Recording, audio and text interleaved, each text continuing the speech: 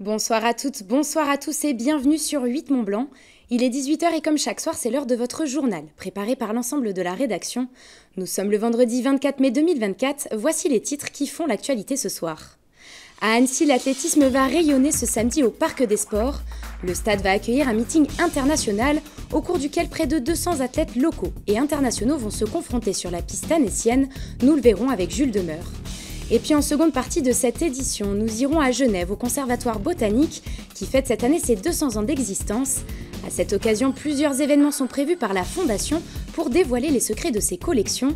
Kezia Poudou nous en dira plus dans son reportage.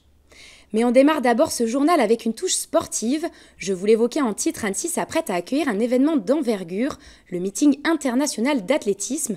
Organisé pour la deuxième année consécutive, il se tiendra ce samedi après-midi au Parc des Sports. Il s'agit par ailleurs de la dernière compétition avant les grosses échéances de l'été, avec en apothéose les Jeux Olympiques. Alors si les sportifs locaux espèrent briller à domicile, l'ensemble des athlètes tenteront d'obtenir une dernière fois leur qualification au championnat d'Europe. Les précisions avec Jules Demeur. Le club Annecy Haute-Savoie Athlétisme organise ce week-end son deuxième meeting international. L'occasion de remettre une nouvelle fois cette discipline en avant après plus de 10 années sans grande compétition sur le territoire. Ça nous permet de ramener un petit peu la lumière de l'athlétisme sur Annecy. Il faut savoir qu'avant, il y avait eu beaucoup d'événements. Il y a eu le championnat du monde junior, il y a eu des championnats de France élite, il y a eu le décanation. Bref, ça a été beaucoup de grosses organisations sportives, mais qui avaient lieu dans les années 90, début 2000. Et en fait, depuis 2010 jusqu'à la dernière, il n'y avait rien eu au sein du Parc des Sports de cette ampleur-là, quoi. Une vingtaine d'épreuves rythmeront l'après-midi jusqu'au relais 4 x 100 mètres masculin et féminin qui clôtureront le meeting. Une épreuve qui tient à cœur aux athlètes locaux. Ils seront présents en nombre ce samedi pour profiter d'une telle compétition à domicile. Il y a déjà un meeting de grande qualité, donc à partir de là, ça leur fait profiter de l'occasion. Et puis ça les fait connaître aussi localement. Donc, parce que tout le monde ne connaît pas les athlètes du club d'Annecy, donc c'est dommage, mais c'est comme ça. Donc ça fait partie aussi du challenge, c'est de les faire connaître, c'est de montrer qu'on a aussi une zone d'apprentissage et de formation vers la performance et qu'elle existe à Annecy. Ce meeting est le dernier avant les grosses échéances de l'été, une ultime opportunité pour les athlètes qui cherchent encore à se qualifier pour la compétition phare à venir. C'est le dernier week-end pour participer, si le minima a été fait, aux championnats d'Europe qui ont lieu du 7 au 12 juin. Et puis, comme tout le monde le sait, les JO, c'est en août. Et donc, à ce titre, les athlètes ont deux possibilités. Soit ils réalisent des minima, donc une performance minimale pour participer, qui est déjà très élevée.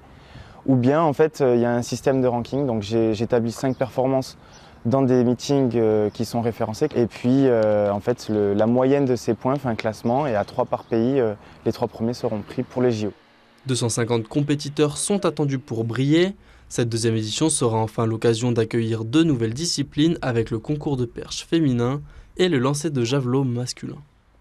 On reste dans l'univers du sport. En foot maintenu sportivement dès la fin du championnat, contrairement à l'été dernier, le FC Annecy peut préparer plus sereinement la prochaine saison, en bouclant notamment l'arrivée de nouveaux joueurs lors du mercato. Le premier d'entre eux se nomme Axel Drouin. Âgé de 24 ans, le défenseur central arrive de Dijon, où il a disputé 16 matchs en national. Dans le reste de l'actualité, plus d'une centaine de personnes ont participé ce jeudi soir à Sévrier à une soirée débat conférence organisée par la commission leadership au féminin de la CPME 74, la Confédération des petites et moyennes entreprises de Haute-Savoie. Cette convention avait pour thématique principale le leadership au féminin est-il le leadership de demain ? Plusieurs femmes chefs d'entreprise ont pu ainsi échanger et débattre autour de cette problématique. On écoute Delphine Laurencher, membre de la commission, elle répond aux questions de Sébastien Germain. C'est jamais très facile d'être chef d'entreprise, on le sait, concilier la vie de famille. Pour une femme, c'est plus compliqué, c'est encore plus compliqué. Ça reste compliqué, c'est-à-dire qu'elle a la charge mentale d'une mère, en règle générale, la charge mentale d'une chef d'entreprise, c'est-à-dire qu'elle peut avoir des salariés, elle peut être seule, mais elle peut avoir des salariés. Elle doit gérer les clients, elle doit gérer les rendez-vous, elle doit gérer tout un tas de planning.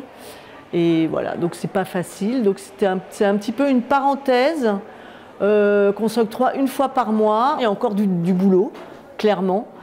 Les hommes, on le sait, il y a toujours la différence de salaire de 20% minimum entre les hommes et les femmes.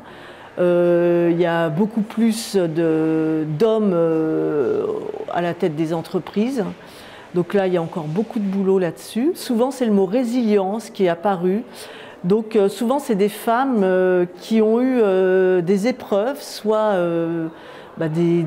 soit la maladie ou des épreuves, des échecs. Et en fait, toutes ont su rebondir. Et c'est souvent ce thème-là qui est revenu, qui est revenu sur le tapis, c'est la résilience. Et puis surtout, ne rien lâcher, continuer à avancer. On continue cette édition sur une note plus florale et végétale avec la fondation du Conservatoire botanique de Genève qui fête cette année ses 200 ans d'existence. Ce jardin de 28 hectares étudie les différentes sciences de la botanique et pour cet anniversaire, des événements vont ponctuer l'année 2024. Expositions, visites, conférences, rencontres vont alors permettre de faire rayonner ses collections. Kezia Poudou s'est rendue sur place et nous fait découvrir ce lieu. Reportage. Avec ses plantes tropicales méditerranéennes ou encore alpines, il est difficile de croire que ce lieu se situe en pleine ville, à Genève. Véritable poumon vert, ce jardin botanique est fort de ses plus de 10 000 espèces et sous-espèces, et certaines sont plus rares que d'autres. Je vous présente la star du moment, l'Edelweiss, qui est très rare à voir ici en plaine. Très compliqué à cultiver aussi à 380 mètres d'altitude. À l'opposé total, vous avez des plantes tropicales que vous pouvez voir dans nos serres. Donc on a vraiment une diversité incroyable de plantes et c'est notre rôle en fait. Plantés sur un seul et même espace, ces végétaux venant des 5 continents du monde ne peuvent pas tous s'adapter à ce climat. Un challenge donc pour les jardiniers qui doivent composer avec les besoins de chacun d'entre eux. On adapte en jouant avec les orientations, sud, nord. On adapte aussi beaucoup en utilisant différents substrats, plus lourds, plus drainants, avec plus ou moins de matière organique, avec des protections aussi contre l'humidité. Donc c'est un jardin de 28 hectares qui est entièrement cultivé et entretenu en bio, selon le cahier des charges de l'agriculture biologique. C'est quelque chose dont on est très fiers. Parce qu'on n'utilise aucun intrant chimique. C'est en 1817 que Augustin Pyramus de Candolle crée la fondation du Jardin botanique de Genève. Ce n'est que 7 ans plus tard que le conservatoire a vu le jour et c'est ce dernier qui fête cette année ses 200 ans. Ensemble, ils avaient déjà à l'époque pour vocation de couvrir l'ensemble des sciences de la botanique. On a vraiment un jardin avec 10 000 espèces de plantes à fleurs, de plantes différentes qu'on pourra visiter dans nos serres, dans nos collections, etc. Mais c'est aussi justement une institution de scientifiques, de passion pour la botanique, avec des herbiers qui sont magnifiques. C'est parmi les plus grands herbiers au monde, une bibliothèque botanique complète avec tous les ouvrages jamais publiés. Donc c'est vraiment cet univers de la science végétale dans un endroit. Et moi, pour moi, c'est vraiment un paradis qu'on ne pourra jamais recréer si on voulait faire ça aujourd'hui. À l'occasion de ce bicentenaire, le Conservatoire botanique a créé un programme annuel. 5 expositions en plein air sont proposées dans le jardin et des événements, activités et conférences sont organisés autour de la botanique afin de mettre en lumière les collections et connaissances acquises tout au long de ces années. En plus de cette programmation, le Conservatoire botanique ouvre aussi ses portes ce samedi 25 mai à l'occasion de la Nuit des musées. Une idée de sortie plutôt ludique qui pourrait d'ailleurs s'ajouter à la liste de Fanny Savard qui vient justement de nous rejoindre sur le plateau. Bonjour Fanny. Bonjour Chloé. Alors tu vas pas nous parler de balade au cœur des fleurs et des jardins, mais plutôt d'un festival de rue sur les bords du Léman. Oui, direction Thonon-les-Bains pour un festival d'art de rue. Il y aura donc du cirque, de la danse, du théâtre et de la musique. C'est un festival qui existe depuis 3 ans. Le but, c'est de mettre en lumière des jeunes compagnies et leurs créations. Le festival, c'est un festival qui est populaire et qui part à la rencontre des habitants. Donc les quartiers de Thonon qui ont été retenus cette année sont ceux de Vongy, Collonges ou encore Laversois. Vous pourrez donc assister à des spectacles qui durent entre 15 minutes et 1h30. Les Murmures du Macadam, c'est un festival qui est gratuit et qui est accessible à tous, donc dès 5-6 ans environ. Vous pourrez donc y assister jusqu'à samedi 25 mai dans les rues de Thonon. On quitte un lac pour un autre, cette fois direction le lac du Maule. Oui, le lac du Maule qui va être pris d'assaut par des pirates ce samedi. Je vous explique. Le conseil municipal des jeunes de Saint-Jean-de-Tholome organise une journée exceptionnelle sur la thématique des pirates. Ils organisent donc un campement immersif avec une bataille, des tirs, des scènes théâtrales, notamment avec des comédiens d'une troupe de théâtre qui seront également déguisés en pirates. Et puis les enfants pourront aussi jouer avec des jeux en bois et il y aura également un escape game qui est prévu. Donc ça démarre à 14h ce samedi et puis ensuite le soir il y a un concert qui est prévu. C'est un événement qui est gratuit, mais certaines animations sont payantes, vous pourrez payer directement sur place. Sachez enfin que ce n'est pas un événement qui est prévu seulement pour les enfants, puisque les adultes également peuvent y participer. 2 événements prévus pour samedi donc, mais qu'est-ce que tu nous proposes pour dimanche ? Je vous emmène à Aix-les-Bains pour l'événement La Mécanique en Fête. C'est la 10e édition cette année. Donc La Mécanique en Fête, c'est un rassemblement d'environ 800 véhicules. Il y a aussi bien des autos, des motos, des tracteurs, du matériel agricole ou encore des camions.